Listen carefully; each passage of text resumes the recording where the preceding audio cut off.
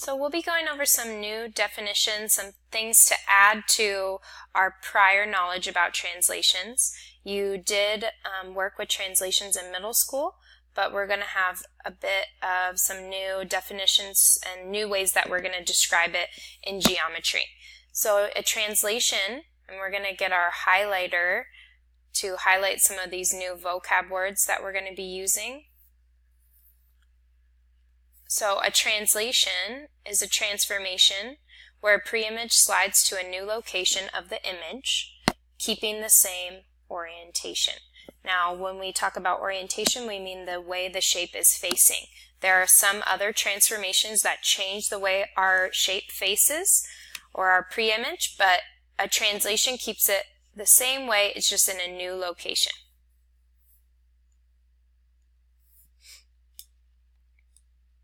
Another thing that we have already talked about is translations can be described with a coordinate rule, and this rule takes the form of x plus or minus a, so we can either be adding or subtracting a value, and y plus or minus b.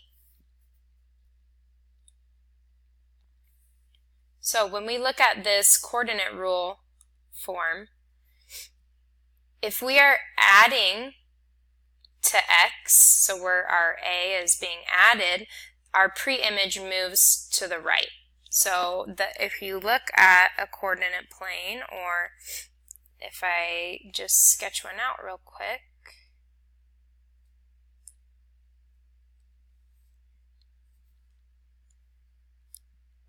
so on our x-axis, going to the right is the positive direction, and going to the left, which is where we say x minus a, the preimage moves to the left. Going to the left is the negative direction.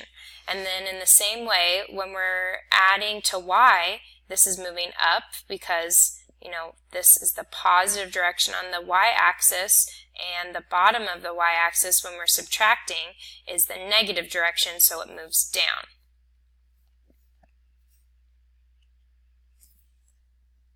So it's important to understand, not only how to plug in the points to the rule like we've been doing, but also how to just read the rule and know which way the shape is going to move before even, doing anything to the points. So I want you to write a coordinate rule for this translation here. This is something you're going to do on your own.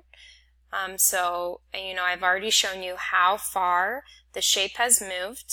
So think about the x direction that QPR has moved to get to Q prime, P prime, R prime. And think about the y direction, and are they moving in a positive or negative direction when you look at, the arrows that it's showing right here. So write a coordinate rule for this translation, and anything I have you do on your own may be involved in our notes quiz. So make sure you pause and do this part. Okay, so moving on. A vector, so we kind of talked about vectors a little bit when we did our GeoGebra activity. A vector is a quantity that has both direction and magnitude. So direction, it's, going a certain way, going a certain direction, and magnitude is actually length. So it has direction and it has a distance that it's going. The length between the initial point and the terminal point of a vector is its magnitude. So we can find magnitude by using the distance formula. So if we want to know how far, a vector is traveling from its initial point to the terminal point, can be found using the distance formula. On the next page, I'm going to show you, what a vector looks like, what an initial point and a terminal point is. So some more things about a vector. A vector is described in the form a, b with pointed brackets, where a describes the change in x and b describes the change in y. So it's pretty similar to, a couple pages ago. It's still up right here when we're showing how x is changing by adding or subtracting a, how y is changing from adding or subtracting b. So we're still describing the change in x and y. We just have it in a different form, basically. So we're going to look at an example for this. We want to describe the vector and find its magnitude.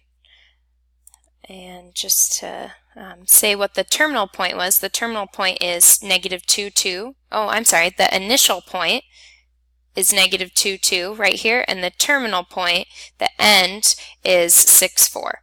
So first we're going to describe the vector. So we want to describe the change in x and also the change in y.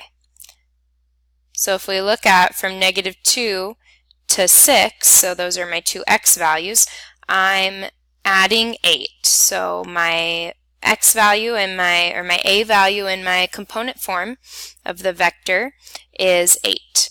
Then to get from -2 to 4, we've gone up 6. So we've added 6 for y. So that becomes our b value in our vector notation. So now we want to also just find the magnitude, which is the length. How far is our vector from the initial point to the terminal point. So for this we need the distance formula, which we've used before. Why don't you take a minute and pause the video and try to plug in the points into the distance formula before you see me start solving it, just to make sure that we can do this on our own. Okay, so I've labeled the points already. When I plug them in, I get 6 minus -2, and that whole quantity is squared, and then I'm adding 4 minus -2, and that whole quantity is squared. So we know that when we have a double negative, which we have in both of these, they end up becoming addition of a positive number. So instead of 6 minus -2, I now have 6 plus 2. And instead of 4 minus -2, I now have 4 plus 2. So when I add 6 plus 2, I'm going to get 8, which I still need to square, and 4 plus 2 is 6, which I also need to square. When I square 8, I get 64, and 6 squared is 36, and then when I add those together, I get the square root of 100, making sure that I keep bringing down my square root symbol, which this is a perfect square, we get 10. So the description of the vector is 8, 6, and the magnitude is 10. So it's 10 units long.